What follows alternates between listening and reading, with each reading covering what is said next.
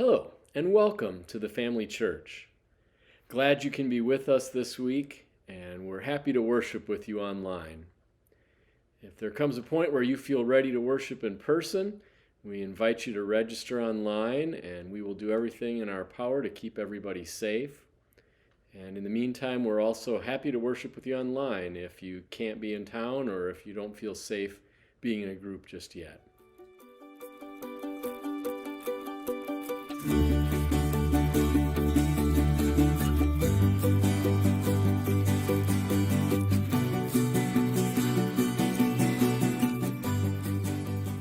On May 1st, we're going to be doing our first festival brat fry in quite some time. It works a little different than the way we're used to doing it. They have all kinds of things put in place to help keep people safe, but it's still an opportunity for us to reach out to the community and to make a little extra money. So we invite you to sign up, and you can find the sign up link on our Facebook page.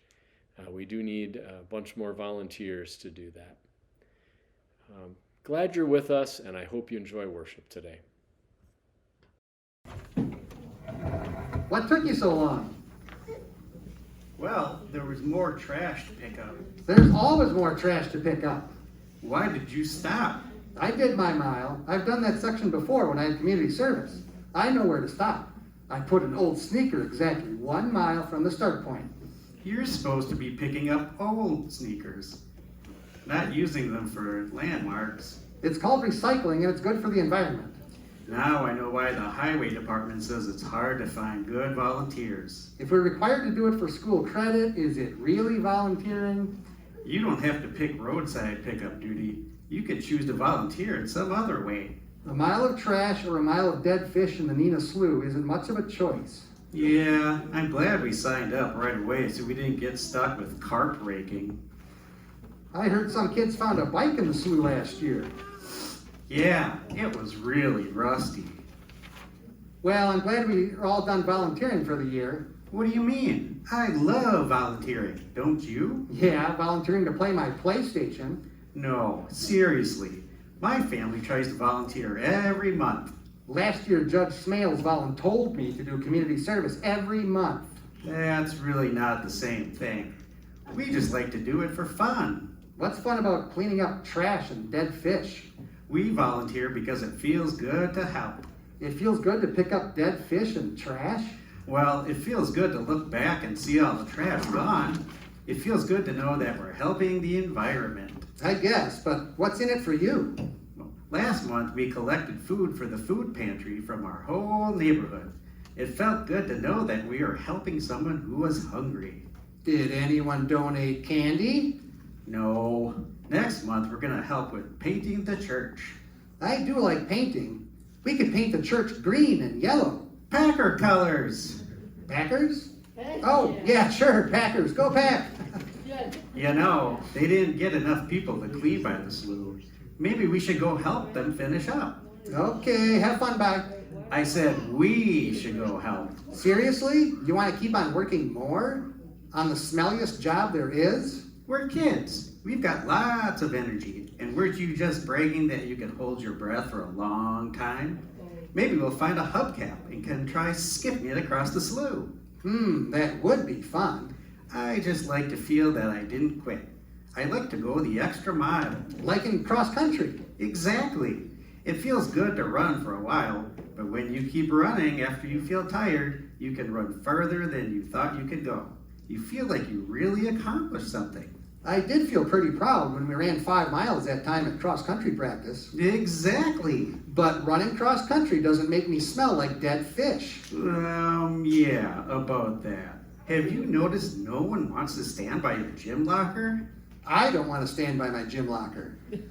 Okay, I'll help you pick up dead fish and hubcaps, but if we find any candy, I get it. Okay, deal. You can have any candy we find. On the ground, under piles of dead fish at the Nina Slough. Oh boy, I'll go get my rake.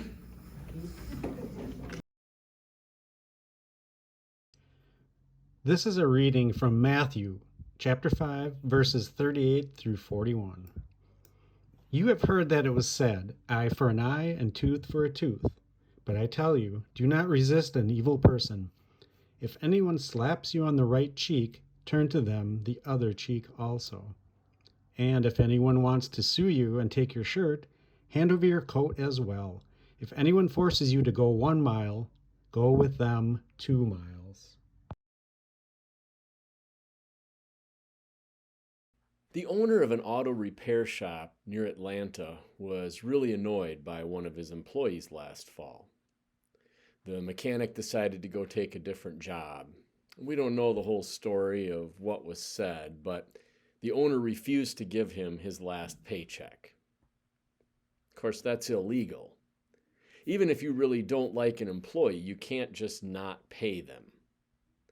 Andreas Flatten, the mechanic, contacted his old boss several times to collect the $915 he was owed. And the boss refused to pay him. Finally, he decided to ask for help, and he contacted the Georgia Department of Labor. They contacted the boss. Eventually, a complaint was filed, and then all sorts of legal action was threatened. One morning last month, Flatten and his girlfriend were getting in the car to leave and discovered something at the end of the driveway. It was a mountain of 91,500 pennies, covered in oil and grease. Flatten's new part-time job is washing his pennies. He's even found a few collectible ones in the pile that are worth a little more. He doesn't have a lot of choice. The old boss claims he doesn't remember if he dropped off the greasy pennies or not, but also insists that it's okay because he paid the guy what he owed him. Sometimes people do things that leave us begrudgingly washing pennies, cleaning up messes, or dealing with problems.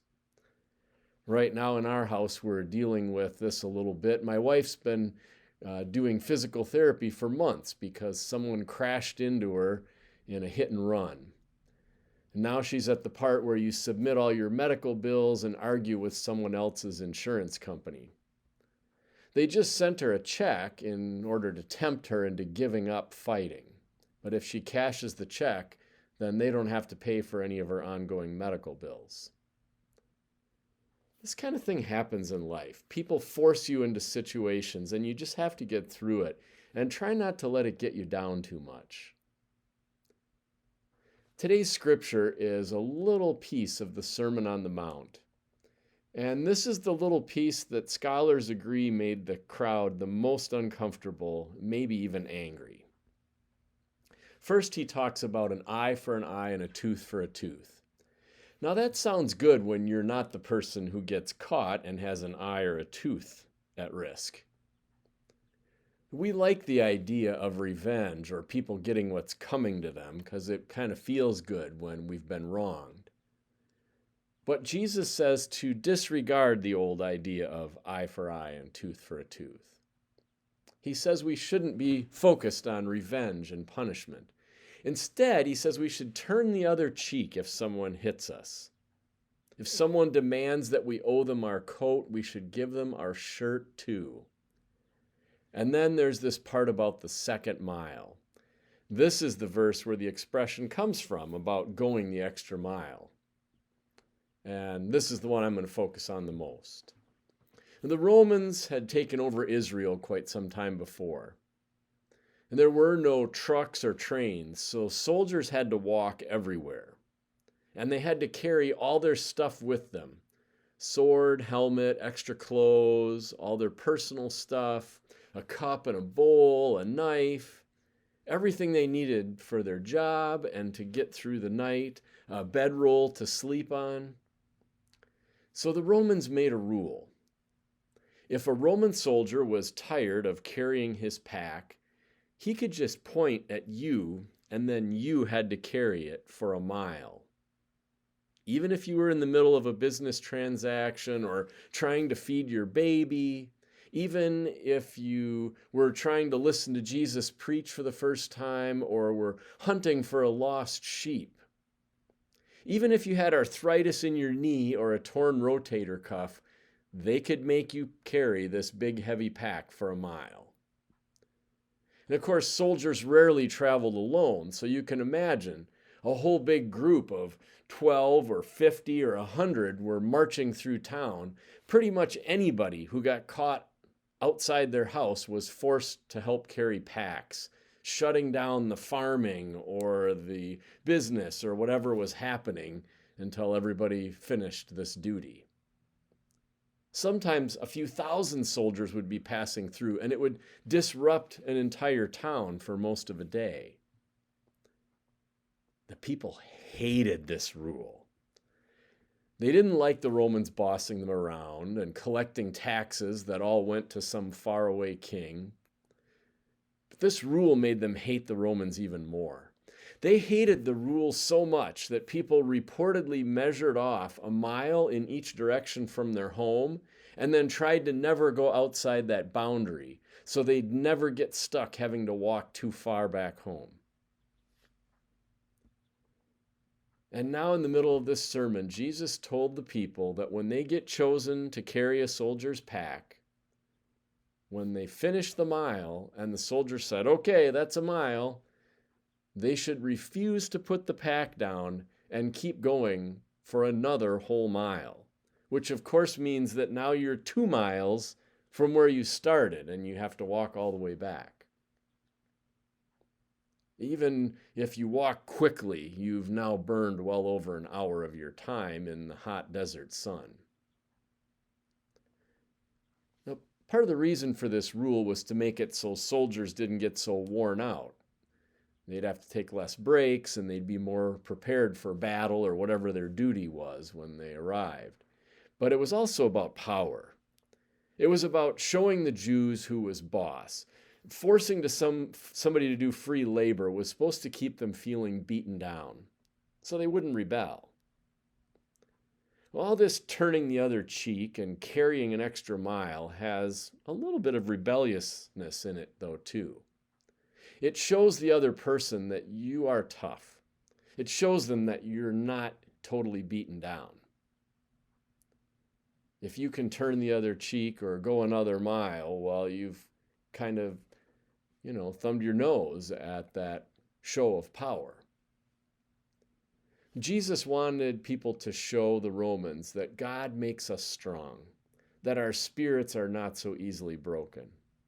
And this kind of spirit is the same thing that allowed Gandhi and his followers to continue marching, even though they had been assaulted and even killed. It's the same spirit that allowed Martin Luther King and the Marchers for Civil Rights to keep on marching, even though they had been attacked so many times. There's another thing about this going the extra mile, though, that's really important. It gets us past the idea of giving just enough. Jesus wanted us to be radically better than the old rules and stop doing just enough to get by. He called on us to be more hospitable, more loving, and more generous than the rules required. Rather than feeling like it is our duty to help someone or our duty to give money away, he wanted us to be excited about it and even do more than was asked. Rather than just begrudgingly carry the soldier's pack for a mile, maybe we could use that time to show the soldier the value of our faith and be generous to him. Think about what kind of an impression that would make. The Roman soldiers were from somewhere else. They had stereotypes of what people in the outer territories were like. And if you were to create a good impression on that foreign soldier, wouldn't he be more likely to consider your faith? And in fact, that's what eventually happened. Christians made such an impression on the Romans that eventually, it took a few hundred years, but eventually Rome accepted the faith, and that's where the Roman Catholic Church came out of. By going the extra mile in their everyday lives, they went from being a loyal group of followers of Jesus, a few thousand people maybe, to Christianity, the biggest religion in the world. This month, our theme is going the second mile. This week, we're asking for a second mile sort of gift. And I know that we've already asked you to give to the regular offering, and we've already done a capital fund drive. And now here we are asking for this special apportionment gift. But here's the thing. We have paid off our debt, everything but the mortgage on the building. We're making progress on our capital fund drive goals and our ministry goals. We've made sacrifices during this time of COVID to be a temporary home for a Congolese congregation of refugees. So if you've got some extra right now from a tax refund or a stimulus check or whatever, please consider sharing it to go the extra mile. Maybe you'd like to give some extra time. Now that we've spent a year watching Bridgerton and the Tiger King, maybe we should break that habit and give some more time to volunteer. You could volunteer at the brat stand next week. We've got some painting projects coming up. Maybe your extra mile is finding a way to forgive someone who's done something wrong. Or maybe your extra mile is figuring out how you can reach out and be more understanding of someone who is different than you. Over the next month, we're going to be talking about all the ways we can go that second mile. Amen.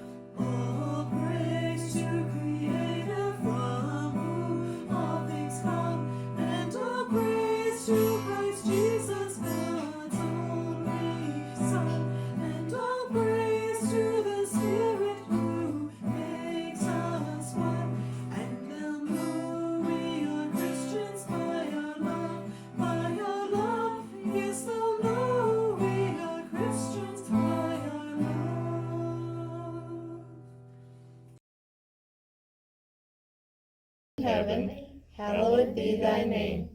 Thy kingdom come, thy will be done, on earth as it is in heaven. Give us this day our daily bread, and forgive us our trespasses, as we forgive those who trespass against us. And lead us not into temptation, but deliver us from evil. For thine is the kingdom, and the power, and the glory forever. Amen.